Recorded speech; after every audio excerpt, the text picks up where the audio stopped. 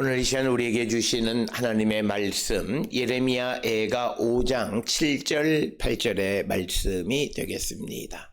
예레미야 애가 5장 7절 8절에 있는 말씀 이제 한 목소리로 합독하시겠습니다.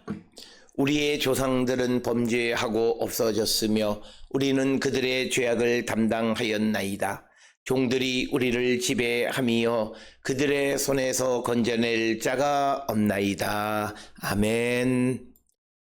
오늘 우리가 함께 읽은 예레미야 애가 5장 7절 8절에 있는 말씀은 이스라엘 백성들이 과거 조상들의 죄로 말미암아 현재 고난을 당하고 있다라고 묘사하는 것이 오늘 주시는 예레미야 애가 5장 7절에 있는 말씀이 되겠고, 이제 8절에서는 그 죄로 인하여 뒤집힌 관계, 즉 종들이 자신들을 지배하는 그런 것이 되었다라고 말하는 것이 오늘 주시는 본문의 말씀이 되겠습니다.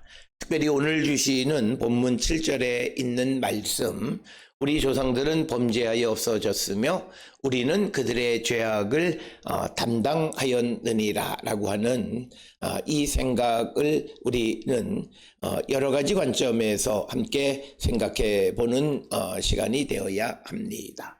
특별히 오늘 주시는 이 본문의 말씀에서 특별히 우리는 그들의 죄악을 담당했다라고 하는 소위 죄의 대이음이라고 하는 그런 전통적인 사고를 기록하고 있습니다.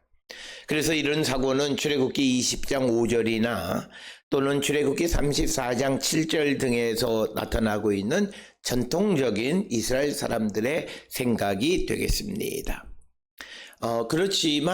그러나 우리가 성경을 이해하는 데 있어서 중요한 것은 성경 전체가 이런 생각에, 즉 죄를 대이음한다라고 하는 그런 생각 속에만 처해 있는 것은 아니다라고 하는 것입니다. 특별히 죄악을 우리가 공동체가 어떤 책임을 갖고 조상들의 죄악을 담당한다라고 하는 생각, 그래서 지금 고난을 당하는 것은 조상 때로부터 내려온 그런 죄로 말미암은 소위 죄의 연좌제적인 사고를 갖고 있는 것이 오늘 주시는 본문의 말씀입니다. 따라서 오늘 주시는 본문은 조상 때부터 시작해서 하나님의 뜻에 불순종하고 우상 숭배와 같은 악한 길을 걸어갔던 그 결과 후손들이 고통을 겪게 되어졌다라고 하는 것으로 이스라엘의 전통적인 어떤 공동체적인 책임의 개념을 우리에게 설명해 주고 있습니다. 따라서 우리가 구약 성경을 통해서 보면 한 개인의 죄로 말미암아 공동체 전체에게 책임을 묻는 그런 일들을 우리는 볼 수 있습니다.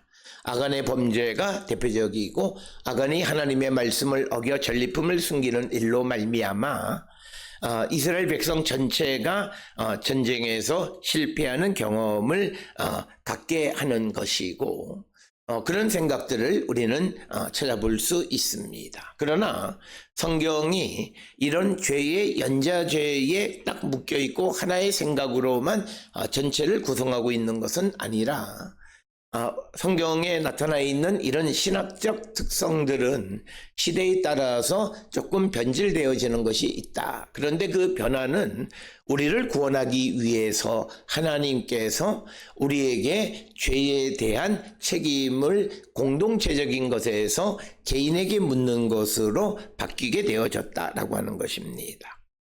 특별히 그것은 이스라엘 백성들이 나라가 멸망하게 되어지고, 나라가 멸망한 것이 오늘 주시는 7절처럼 조상들의 범죄 때문이라고 말하면 지금 내가 아무리 회개한다 해서 그 죄가 씻어지는 것이 아닙니다.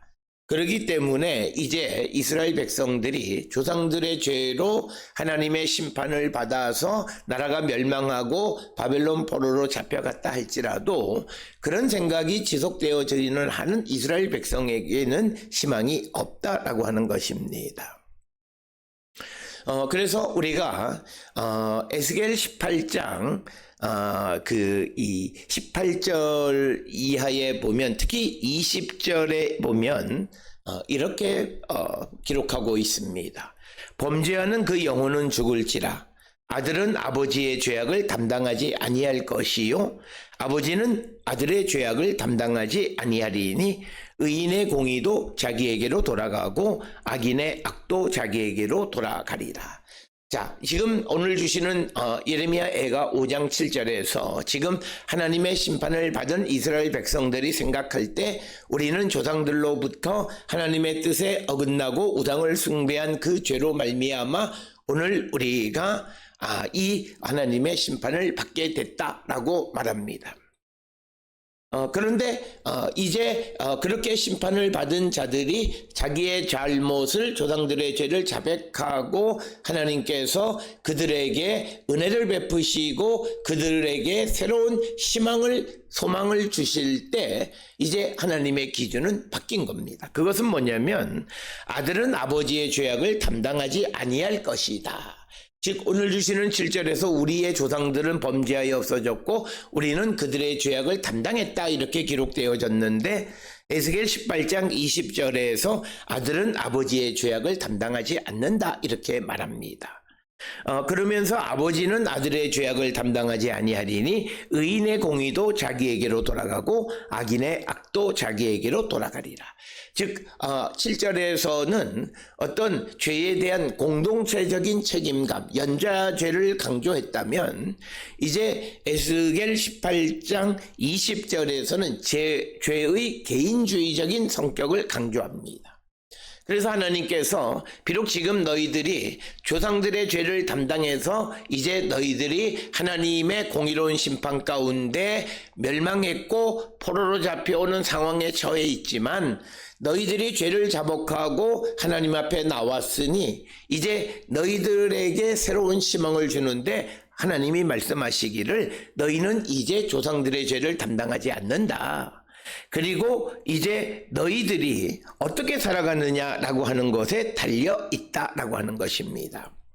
그래서 에스겔 18장 21절에 악인이 만일 그가 행한 모든 죄에서 돌이켜 떠나 내 모든 율례를 지키고 정의와 공의를 행하면 반드시 살고 죽지 아니할 것이다. 지금 바벨론의 침략으로 예루살렘이 멸망하고 그리고 어려움에 직면했을 뿐만 아니라 바벨론 포로로 잡혀가 있는 이스라엘 백성들에게 주시는 에스겔을 통해서 주시는 희망의 메시지는 비록 너희들이 조상들의 죄로 말미암아 죄악을 담당해서 지금 이렇게 심판을 받고 멸망을 당했지만 이제부터는 하나님께서 이제 그렇게 하지 않겠다라고 하는 거예요. 그래서 죄인이 이제 그 죄에서 돌이키고 하나님의 율례와 정의와 공의를 행하면 그는 산다는 거예요.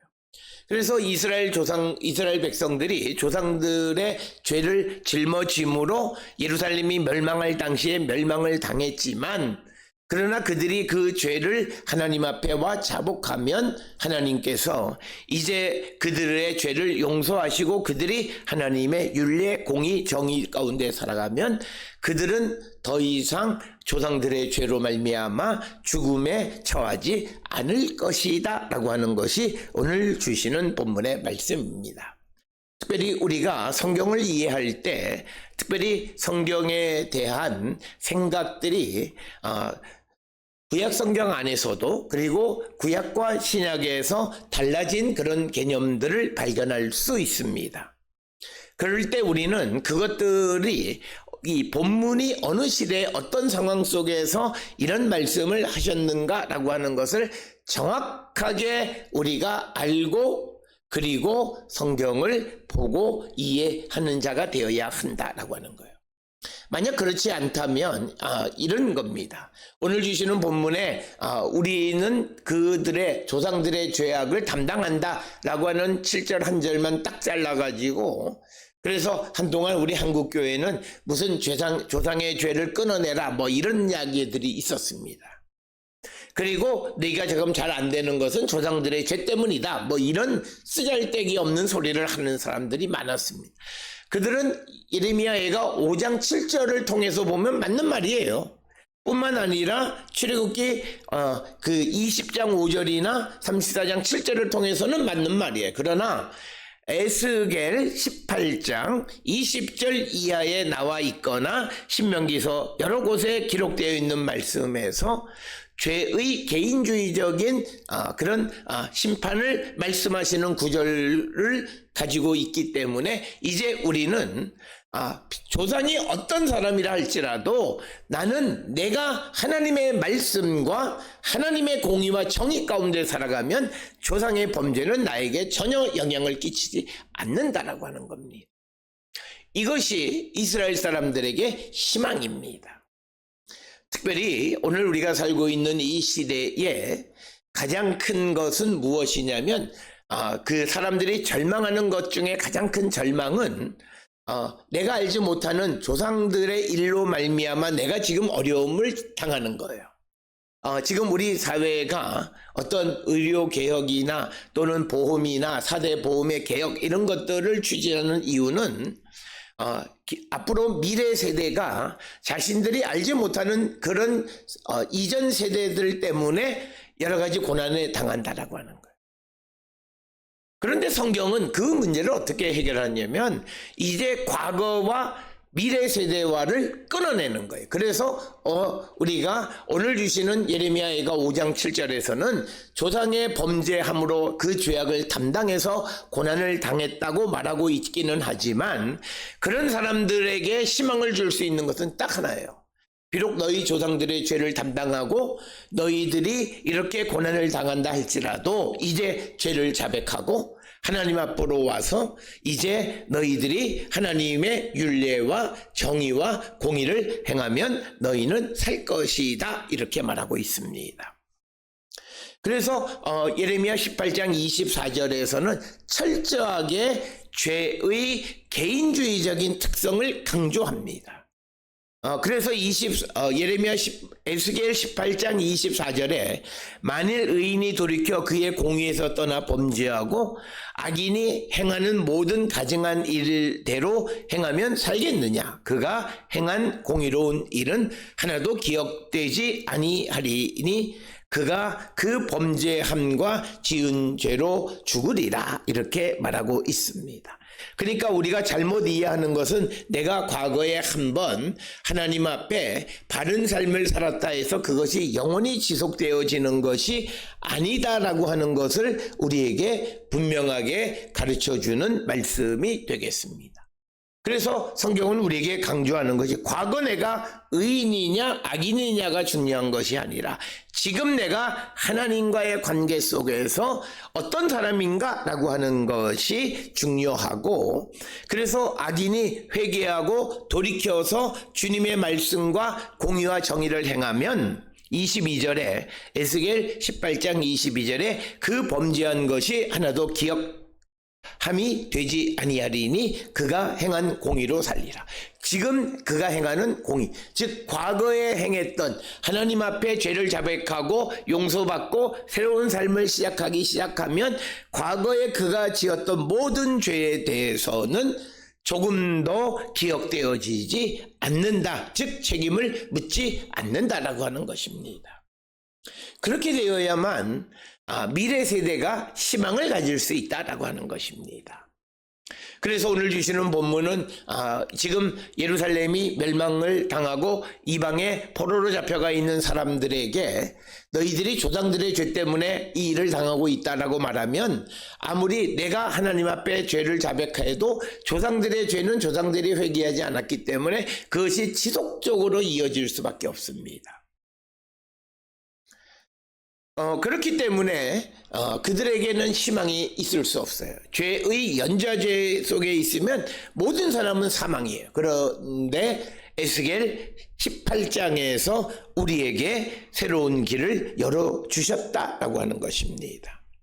특별히 우리에게 열어준 새로운 길은 지금 내가 의인이냐 악인이냐가 중요하다라고 하는 거예요.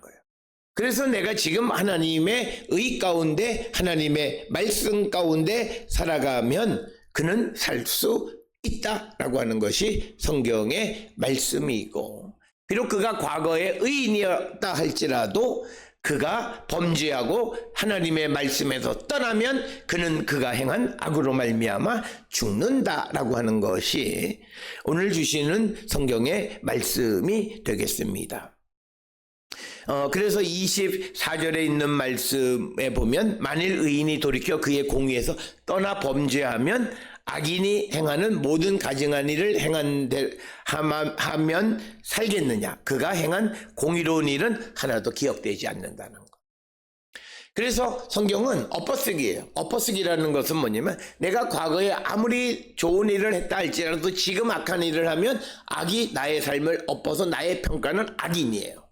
거꾸로 내가 과거에 악한 일을 했지만 그러나 내가 예수를 믿고 선한 일을 행하면 나의 악한 삶은 덮어져서 선한 삶이 되어지고 그래서 우리는 하나님의 은혜 가운데 하나님의 구원을 받게 된다라고 하는 것이 오늘 우리에게 주시는 성경의 말씀이 되겠습니다. 따라서 우리가 오늘 주시는 본문을 통해서 꼭 기억하셔야 되는 것은 성경에 어떤 생각이 하나로만 되어지지 않고 여러 상황으로 여러 설명들이 있는데 그 가운데에서 우리가 취해야 하는 것은 후대의 것들을 취하는 자가 되어야 합니다. 그래서 우리는 성경에서 조상의 죄를 우리가 담당하냐 안 하느냐 안 한다라고 하는 거예요. 그런데 어떤 이들은 봐라 성경의 출애굽기나 또는 34장에 한다고 되어 있지 않느냐. 그런데 그는 에스겔에 있는 말씀을 보지 않았기 때문에 그런 말을 하는 것이다. 그래서 성경은 더 이상 죄의 연좌죄에 대해서 묻지 않는다라고 하는 거예요. 그리고 예수님도 사도 바울도 기본적인 개념은 죄의 개인주의적. 그런데 우리가 성경을 이해하는데 어려움은 그러면서도 연좌제적 성격이 조금 등장하는 데 모습들이 있어요. 그래서 사람들이 헷갈려요. 그런데 이것은 우리가 이렇게 생각을 하면 됩니다. 성경에서 생각이 죄의 연좌제에서 죄의 개인주의적인 성향으로 바뀌게 되어지면 사람의 생각이 하루아침에 싹 다 바뀌는 것은 아니다라는 거예요. 그래서 기본적으로는 죄의 개인주의적인 성향을 말하긴 하지만 그러면서도 연좌제적인 그런 배경이 깔려있는 부분들이 등장한다라고 하는 거예요. 그것들을 우리가 염두에 두고 생각하고 그래서 오늘 주시는 본문을 통해서 죄의 대이음을 끊어야 된다라고 하는 것을 통해서 조상의 죄를 끊자. 조상의 죄를 끊는 건 우리가 예수 그리스도를 믿고 우리가 진리 가운데 거하면서 새로운 피조물이 되면 되는 거예요. 더 이상 무슨 특별히 무슨 조상의 죄를 위해서 이런 게 우리에게 필요한 것은 아니다라고 하는 것입니다.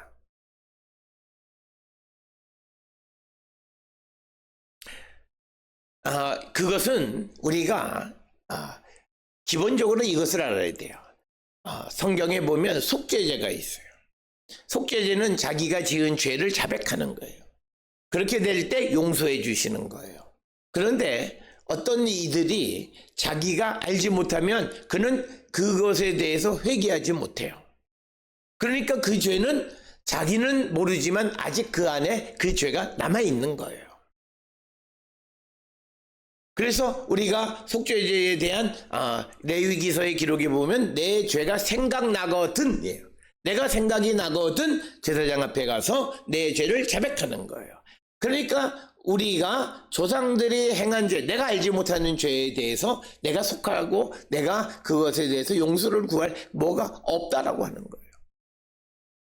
그래서 성경은 우리에게 가르쳐요. 내가 지금 어떤 삶을 살아가느냐, 내가 지금 스스로 악인의 삶을 사느냐 아니면 내가 지금 그 의인의 삶을 사느냐라고 하는 거기에 따라서 내가 구원을 받기도 하고 혹은 내가 죽임을 당하기도 한다라고 하는 것입니다. 따라서 오늘 주시는 본문을 통해서 우리는 우리가 이 하나님 앞에 내가 돌이켜 회개하고 바르게 살아가는 것이 얼마나 소중한가를 가르쳐주는 그런 말씀이 되겠습니다. 그래서 우리가 하나님께로 돌아가면, 그래서 내가 새로운 피조물이 되면 그때부터 하나님께서는 우리의 과거에 우리의 조상들이나 다른 사람들이 지은 그것에 대해서 다시는 묻지 않으시는 분이시다라고 하는 것입니다. 그래서 오늘 주시는 본문의 말씀은 단지 지금 우리가 겪고 있는 것이 그 조상들의 잘못이라고 하는 그런 탓을 하는 것이 아니라 현재의 고난을 받아들이고 하나님 앞에서 책임을 인식하는 그런 자세가 오늘 주시는 본문의 말씀입니다. 그래서 우리 조상들이 무엇인가를 잘못했어요. 그러면 우리는 이제 이 땅을 살아가면서 그 조상들의 죄에 대한 책임감은 하나님 내 용서해 이게 아니라 우리가 그것을 기억하고 그런 일들을 더 이상 하지 않는, 즉 하나님의 공의와 하나님의 정의 가운데 주의 율례대로 살아가기를 결단하는 거룩한 백성이 되어지는 것을 의미한다라고 하는 것을 우리에게 가르쳐주는 말씀이 되겠습니다. 특별히 오늘 주시는 7절에 있는 말씀은 관례, 특히 악한 관례를 지속하는 건 잘못이에요. 오늘 우리 사회를 부패하게 하는 것 중에 하나가 관례예요. 그런데 오늘 주시는 본문의 말씀에서 나도 관례대로 그냥 조상들이 살았던 대로 살아가면 나도 죄인이에요. 그런데 내가 이제는 관례대로 살아가는 것이 아니라 하나님의 율례, 하나님의 뜻대로 세상을 살아가면 그 관례의 고리를 끊어내야 돼요. 그래서 우리가 세상을 살아가면서 행정의 책임을 맡은 사람이나 어떤 공동체의 책임을 맡은 사람들이 그저 관례라고 하는 그런 굴레 속에서 지속하는 것이 아니라 과거의 잘못된 관례를 끊어내는 거예요. 나에게서 멈추게 하는 거예요. 그것이 필요해요. 그래야 우리가 유혹으로부터 나를 지킬 수 있고 나도 조상처럼 그런 범죄를 저지르지 않을 수 있다라고 하는 것을 분명하게 우리에게 가르쳐주는 말씀이 되겠습니다. 따라서 우리는 우리 사회에 나쁜 관례들이 많아요. 그 관례는 지금 책임을 맡고 있는 사람이 있다면 그때 그 관례를 끊어내야 됩니다. 그렇지 않으면 지속적으로 범죄가 간다라고. 오늘 주시는 본문의 말씀을 7절을 우리들이 그 조상들의 죄악을 담당했다라고 하는 말을 다른 관점에서 설명하면 우리들이 조상 때로부터 내려오던 죄악에 대해서 우리가 끊어내지 못하고 우리가 그것을 반복했다라고 하는 것입니다. 그래서 과거의 악한 그리고 잘못된 관례나 그런 관습들이 지금도 우리에게 영향을 미친다라고 하는 겁니다. 오늘 우리 사회가 기독교를 우리가 받아들이기 전 그 시대에 살았던 우리의 잘못된 관습들이 많이 있습니다. 그것을 우리는 과감하게 용기 있게 끊어내야만 우리가 죄를 연속하는 자가 아니다라고 하는 것을 우리는 꼭 기억하셔야 되겠고, 이제 이 8절에 주시는 말씀은 종들이 우리를 지배하며 그들의 손에서 건져낼 자가 없나이다라고 하는 겁니다. 따라서 바뀐 현실을 보여줍니다. 종들이 이스라엘을 지배하는 비참한 현실을 보여주면서 이것은 단순히 어떤 계급적인 변화뿐만 아니라 이제 바벨론의 지배를 받는 이방의 지배를 받고 그 지배 속에서 우리를 건져낼 자가 없는 비참한 현실에 대해서 언급하는 내용이 되겠고, 이것은 과거 우리가 누렸던 영광과 번영과 명예가 다 사라졌고 타국의 압제와 종살이 그리고 비참한 지위만 남았음을 말하는 것입니다. 특히 오늘 주시는 말씀 8절에서 그들의 손에서 건져낼 자가 없나이다 라고 하는 것은 아주 절망적인 표현으로 하나님의 보호 구원이 없는 무기력한 상황 그리고 희망을 잃어버린 상황을 말합니다. 그래서 오늘 주시는 8절은 우리가 하나님을 떠나면 우리에게는 절망의 상황이고 아무도 우리를 구원해 줄 수 없는 그런 어떤 무기력하고 또 좌절적인 그런 삶을 살아갈 수밖에 없음을 우리에게 보여주는 그런 말씀이 오늘 주시는 본문의 말씀이 되겠습니다. 따라서 그들의 손에서 건져낼 자가 없다라고 하는 것은 하나님의 부재, 그것은 그들이 하나님을 배반하고 떠났기 때문에 하나님의 도움을 받지 못하는 거예요. 우리가 어려움에 직면해 있는 것을 너무나 잘 알아요. 그리고 우리가 기도하며 하나님 도와달라고 부르짖는 것도 너무나 잘 알아요. 그럼에도 불구하고 하나님이 우리를 건져내지 않으시는 것은 아직 우리가 하나님께로 돌아오지 않고 말로만 하나님의 도움을 구하는 자들이기 때문에 그렇습니다. 따라서 우리가 하나님의 도움을 받으려면 우리가 주께로 돌아오고 말로만이 아니라 우리의 행실이 주님의 뜻 안에 살아가는 거룩한 성도가 되어질 때 하나님의 구원 도움은 우리에게 임하게 됩니다. 특별히 세상을 살아가며 여러 가지 하나님의 도움이 절실한 자들, 입으로만 주님의 도움을 부르짖는 것이 아니라 내 삶이 주께로 돌아가기를 결단하고 내가 주의 말씀과 주님의 공의와 정의 가운데 살아가기를 결단할 때 그때 주님은 우리에게 불쌍히 여기시고 자비와 긍휼로 구원해 주시는 것입니다. 따라서 오늘 주시는 8절은 정말 절망적 상황을 우리에게 보여주는 것으로서 특별히 우리가 하나님께로 돌아가지 않으면 우리에겐 희망이 없다. 조상 때부터 내려왔던 그 죄악을 내가 지금 하나님께로 돌아감으로써 끊어야만 우리가 구원에 이를 수 있음을 노래하는 것이 오늘 주시는 예레미야가 5장 7절로 8절입니다. 오늘 우리가 살고 있는 이 시대에 많은 그리스도인들은 입만 그리스도인입니다. 입으로만 진리를 말하고 입으로만 하나님의 도움을 구하고 입으로만 사랑을, 입으로만 정의를, 입으로만 공의를 부르짖지 삶은 하나님의 말씀과 무관한 삶을 살아가면서 입으로 주님 나를 도와달라 할 때 주님의 도움을 받을 수 없다라고 하는 거예요. 지금 내가 과거 죄악의 고리를 끊어내고 주께로 돌아가 죄를 자복하고 내가 새로운 삶을 살기로 결단할 때 주의 성령이 우리를 새로운 피조물로 만드시고 구원해 주심을 확실히 믿고 주께로 돌아가기를 결단하는 우리 모두가 될 수 있기를 주의 이름으로 축원합니다.